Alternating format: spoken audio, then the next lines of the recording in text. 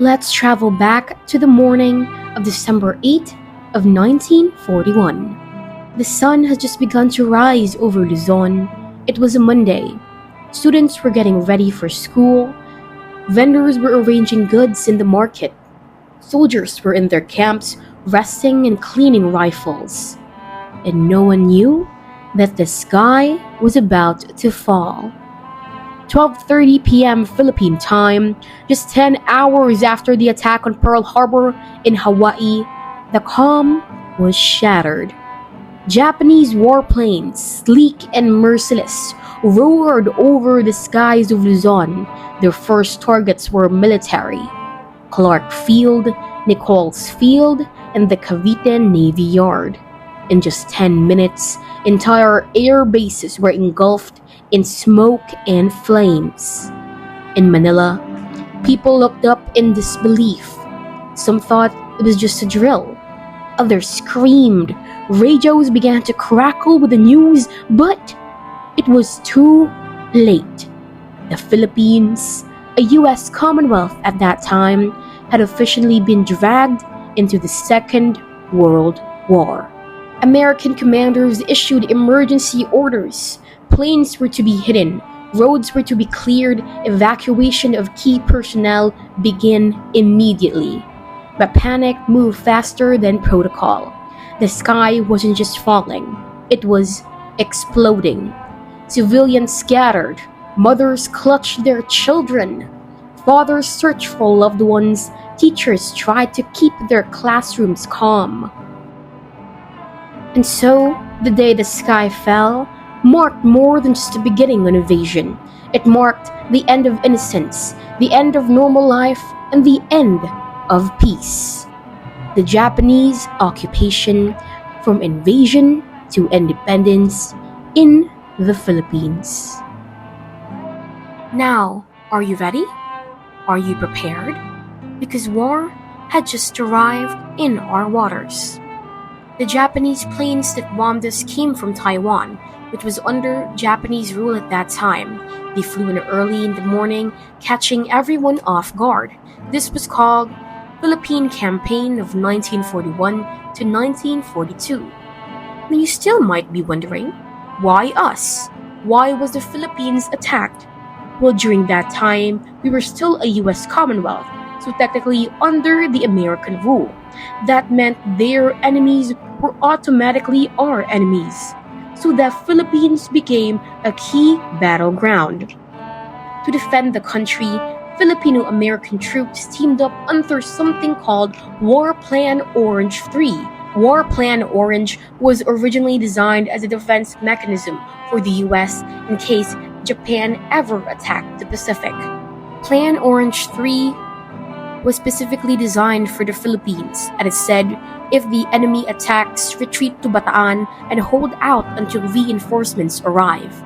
The US was just busy fighting in Europe, recovering from Pearl Harbor, so the help never arrived. Now, let's fast forward to the battle in Bataan. This happened in January to April of 1941. Where Filipino-American troops numbering 76,000 made their final stand in Bataan.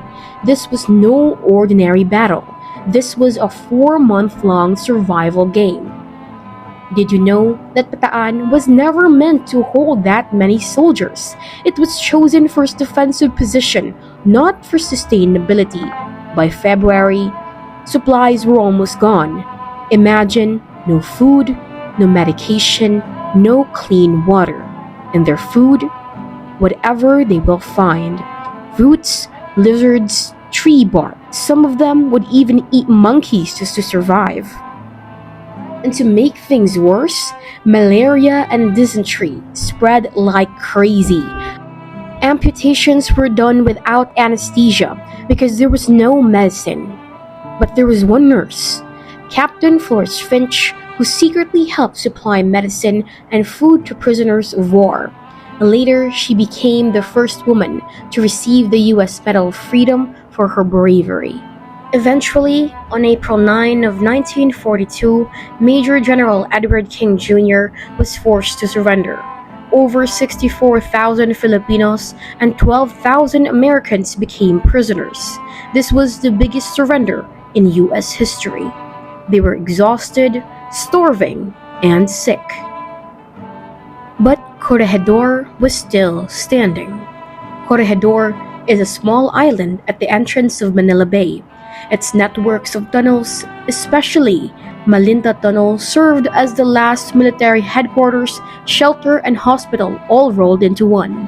The Malinta Tunnel was carved out of solid rock, was 1,000 feet long. Inside were not just soldiers, but women, children, nurses, and even President Manuel L. Quezon and General Douglas MacArthur, at least for a time. In fact, MacArthur was ordered to leave Corregidor and escape to Australia. That's when he made his famous line, "I shall return." Corregidor fell on May 6 of 1942. After that, Japan had full control of the Philippines. And now, we reach the darkest part, the Bataan Death March. This was not just a march, it was torture. After the surrender, the Japanese forced 76,000 prisoners to march over 100 kilometers from Mariveles in Bataan to Capas Torlock on foot in extreme heat with no food, no water, and no mercy. If you stopped, bayonet. If you helped someone, beaten. If they collapsed, left to die. Some were buried alive. Some were forced to drink from dirty ditches, others ran over by Japanese trucks. Filipino civilians tried to sneak food and water, even just banana or sugar cone, but if they were caught, they were killed on the spot. An estimated 10,000 to 15,000 died during the march, and those who survived were brought to Camp O'Donnell, which was described as a death camp. No sanitation, no medicine, no food. Many didn't survive after making through the march. So, what happened after the fall? Bataan and Corregidor weren't just about military defeat. It marked the official beginning of Japanese occupation in the Philippines, and how it showed the world both cruelty of war and the strength of the Filipino spirit. The early 1940s, at the World War, the Pacific in flames. Imperial Japan rose with a bold message: Asia for Asians. They called it the Greater East Asia Co-Prosperity Sphere. No more Americans, no more British, no more French, just Asian nations, free from the West. To the colonized, it sounded like hope, but behind the promise was control. Japan needed oil, rice, metals, resources to power its empire. Equality was never the plan. They wanted land, minds, and cultures to bow until Asia spoke with only one voice: Japan's. So, in 1942, their armies came to the Philippines. They proclaimed liberation, raised banners, spread pamphlets, but the freedom they promised was ruled by fear. Filipinos were forced to bow to the emperor's portrait, read censored newspapers, and learned propaganda in school. Our government was vanished. Our resources were seized, many forced into labor for Japan's war machine. Liberation became submission, and prosperity became poverty. And yet, in secret and in silence, Filipino resisted because we knew freedom cannot be given by an occupier, only taken back by our people. In 1943, Japan created the Second Philippine Republic under President Jose P. Laurel. On paper, we were independent, but in reality, it was a puppet show. Laurel was chosen not by the Filipinos, but by Japan's political arm, Kalibapi. Every law, every move was passed to Japan's officers. The Republic was a cage, and yet Jose P. Laurel tried to walk a tightrope. He resisted conscription into Japan's army, avoiding declaring war on the United States, and pushed food programs to reduce hunger. Was he a collaborator or a protector? History still debates, but what is clear, he led a hostage of circumstance until the war ended and the puppet strings were cut. Now, what about the people? For ordinary Filipinos, occupation meant fear. Days began with bows to the emperor. Japanese replaced English in schools. Streets were renamed, curfews enforced, and propaganda everywhere. Food and medicine ran scarce. Inflation soared. Families bartered or scavenged to survive. Soldiers patrolled towns while censorship and rumors clouded daily life. But hope still endured. The guerrillas fought in the mountains. Underground newspapers spread the truth. Families hid in resistance, fighters at a great risk. The Greater Asia Coast Prosperity Spear promised unity. But for the Philippines, it brought chains. It reminds us not all liberators come to set us free. But one thing still remains: the Filipino spirit endured. During the Japanese occupation in the Philippines, one of the most powerful resistance movement rose in Central Luzon, the Hukbalahap, or Hukbo ng Bayan laban sa Hapon, or People's Army against the Japanese. Formed on March 29 of 1942 in a forest clearing at the borders of Tarlac, Pampanga and Nueva Ecija, the Huks were led by Luis Tarok as the supreme commander, together with Casto Alejandro, Bernardo Poblete, and Filipa Hulala. The movement was made up of largely of farmers who knew the land, and their mission was simple but dangerous: to defend their communities and drive out the occupiers. The Huks waged guerrilla warfare, ambushes, sabotage, intelligence gathering. They created a network of secret schools, underground newspapers, and neighborhood organizations such as Barrio United Defense Corps, which allowed them to govern discreetly and keep civilians' support strong. Ordinary citizens played a vital role. Villagers hid fighters, shared information, and smuggled supplies, even when the Japanese set fire to the forests of Mount Arayat to flush them out. The Huks endured. Between 1942 and 1945, they fought in around 2,000 battles, inflicting heavy losses on the Japanese despite suffering greatly themselves. The Hukbalahap were not alone. Other guerrilla groups fought across the archipelago. Resistance came in many forms, from armed combat to passing of secret radio messages or simply whispering the truth. When propaganda filled airways, still not all Filipinos resisted. Some collaborated with Japanese, either through fear or for personal gain.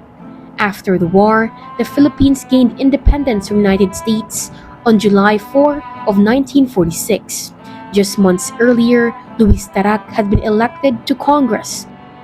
Tensions exploded into the Hukbalahap Rebellion from 1946 to 1954, a civil conflict that only ended under the presidency of Ramon Magsaysay, whose reforms and military campaigns broke the movement's power.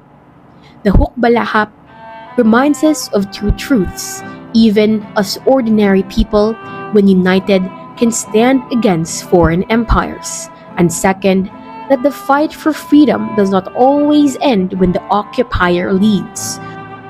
For the Huks, resistance against Japan was only the beginning of another battle, this time against their own. When we speak of the Japanese occupation in the Philippines, we remember not only the battles fought, but the wounds inflicted on innocent lives. From 1942 to 1945, more than 1,000 Filipino women and girls were taken by the Imperial Army. Some were as young as 11 to 13 years old. They were forced into sexual slavery, known to history as comfort women. They were held in military camps, abused daily, stripped not only of freedom but of dignity. Many bore the pain of silence, living lifetimes haunted by trauma. Out of fear and out of shame, most never spoke out. Only decades later did their voice rise, calling themselves the Malaya Lolas, demanding remembrance and justice. A statue once stood in Manila in their honor. It faced controversy, but it remains a symbol that even silenced voices deserve to be remembered. Kaya mahalaga na ano namin ang aming kwento para malaman ng buong mundo na ang mga Japanese government ay nakasala sa mga kabal, aming mga lola.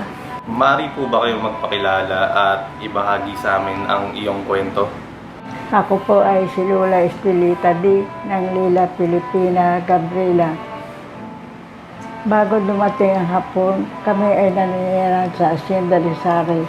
Maayos ang aming buhay, ang papa ko ay farmer, at ang dalawang kapatid ay nagtatrabaho sa Hacienda. Ang mama ko naman ay meron kami sari-sari store sa loob ng bahay, sa loob ng Hacienda. Pero nung dumating ang hapon, nagbago ang aming kabuhayan. Katagalan ko sa pagtitinda sa palengke, isang araw may dumating na truck ng hapon na dala-dala ang mga tao na sinasuspetsa nila ng gerilya. Pinahilira ang mga tao na masuspetsa nilang na gerilya. Ako naman, nagbili ako. Sa takot ko na ako pala binantayan pala ng hapon. Hindi ko alam na yung pala ako palang binabantayan kasi nagtago ako. Nung makakita ko na inaano ako yung tinitingnan akong ganyan, takot ko, nagtakbo ako. Sa bilis ng takbo ko, nadapa ako, naabutan niya ako. Pagkatapos nun, hinawakan ako sa buhok patayo at pinaikis ang kamay ko, dinala ko doon sa truck sa tabi ng plaza. Pagdating ko doon, may ilang babae na nakatayo doon, may nakabantay na isang hapon na may bayoneta ang dulo ng baril. Sa takot ko, nakaano na lang ako kasi hindi ka pwede yung magsalita-salita kasi nagagalit ang hapon. April 1942, after the fall of Bataan, over 70,000 Filipino and American soldiers were forced to march over 65 miles under the blazing sun without food or water. Those who collapsed were beaten, bayoneted, or shot. Thousands never reached by the end. By the time they arrived in Capas, more than 10,000 men were already dead. The Bataan Death March became one of the clearest examples of Japanese brutality, an act that shocked the world and seared itself into our nation's memory. Beyond the battlefield, countless civilians suffered massacres. Entire communities were slaughtered. In Cagayan, the Tapal massacre left families broken. Across the islands, villages were torched, and then came the 1945 Battle of Manila. Schools, hospitals, and churches, places meant for learning, healing, and worship, were reduced to ash. Over 100,000 civilians were killed. Survivors were left with nothing. Manila, once called the Pearl of the Orient of Asia, was scarred beyond recognition. On October 20, 1944, General Douglas MacArthur waded ashore at Leyte, keeping his vow, "I shall return." His arrival signaled the start of the reconquest and gave hope to the Filipinos. Filipino guerrillas who had resisted in secret for years now openly joined the fight. They guided Allied troops, disrupted Japanese supply lines, and in places like Mindanao, even liberated territories on their own. And liberation, however, came at a terrible cost. In early 1945, the Battle of Manila became one of the most bloodiest urban battles of the war, refusing to surrender. Japanese troops turned city into ruins, killing 100,000 civilians, and Manila, once Pearl of the Orient, was now gone. Finally, after the atomic bombing of Hiroshima and Nagasaki, Japan surrendered on August 15, 1945. The Philippines was now free, but devastated. Its cities destroyed, its people mourning over millions of civilian deaths. MacArthur's return was a promise fulfilled, but the real story of resistance of Filipinos fought, endured, and rebuilt the nation from the ruins of war. Was famous for its architectural beauty. The Japanese regional commander had taken a decision to preserve its buildings by not defending it. But the junior Japanese garrison commander disobeyed orders and refused to withdraw. His 20,000 troops pledged to defend Manila to the death. There now began a ferocious month-long battle to seize the Philippine capital.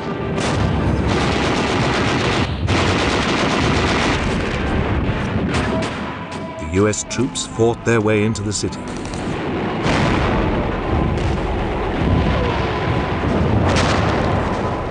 At first, they too tried to preserve the major buildings. But as they ran into snipers, machine gun nests and hidden artillery, they were forced to reduce much of the city to rubble.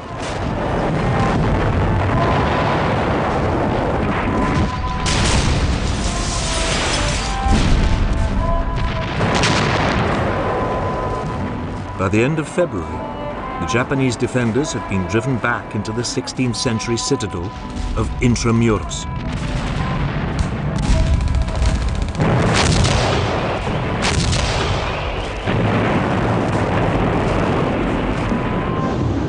It would take another week of fierce fighting to flush them out.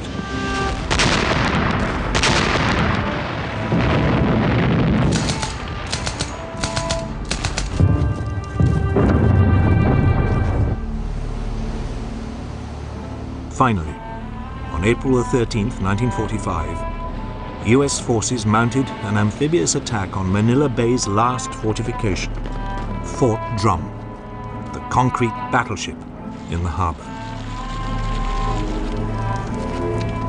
Its ventilation shafts were packed with kerosene, white phosphorus, and explosives.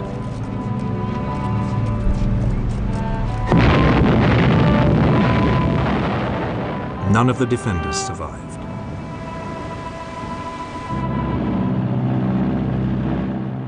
On July 4, 1946, the Philippines finally gained full independence from the United States. After centuries under Spain, decades under America, and the brutal years of Japanese occupation, this day marked true sovereignty under the Treaty of Manila. It was more than just politics. It was triumph of a people's long struggle for self-rule. But the independence was shaped by scars of war. The Japanese occupation left deep wounds, yet forged resilience. Stories of guerrilla fighters, brave civilians, and our comfort women. Their will to endure became part of our national identity. These memories continue to define how we understand freedom and democracy today. Even decades later, survivors and families still seek recognition, the plight of the comfort women. Veterans and widows also continue to fight for justice and honor.